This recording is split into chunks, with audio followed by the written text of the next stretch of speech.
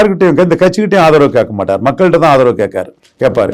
ஏன்னா கட்சிகளின் பலத்தை உடைக்கணும்னு நினைக்கிறார். கட்சிகளின் பலத்தை உடைச்சி தன் பலம், தான் ஒரு லீடர்ஷிப் பலத்தில் உயர்ந்து போகணும்னு நினைக்கிறாரு. கட்சிகளின் பலத்தை உடைச்சி மேலே வரணும்னு நினைக்கிறவர் எந்த கட்சிகிட்டையும் ஆதரவு கேட்க மாட்டார். ஏற்கனவே விக்கிரவாண்டியிலேயே அவர் பார்த்துட்டாரு. அதிமுக காரங்கிட்ட ஆதரவு கேட்டதில் எடப்பாடிக்கு ஓட் ட்ரான்ஸ்ஃபரிங் கெப்பாசிட்டி இல்லை, சீட் கன்வெர்ட்டிங் கெப்பாசிட்டி இல்லை, அதிமுக ஓட்டர்ஸ் மேலே எடப்பாடிக்கு ஒரு ஹோல்டு இல்லை. அதனால அவங்கள்ட்ட போய் கேட்கறது வேஸ்ட்டு. அவங்களே உள்ஒதுக்கீடு வாரத்தில் பறையருக்கும் தேவேந்திர குல வேளாளருக்கும் சீமான் தான் இருக்கிறாருன்னா ரெட்டையில, எடப்பாடி கையில் ரெட்டையில, ஜெயலலிதா முடிவுல இருந்து மாறி எங்களுக்கு பலன் இல்லாத ரெட்டையிலன்னு அவங்க சீமானுக்கு போட்டுட்டு போவாங்க.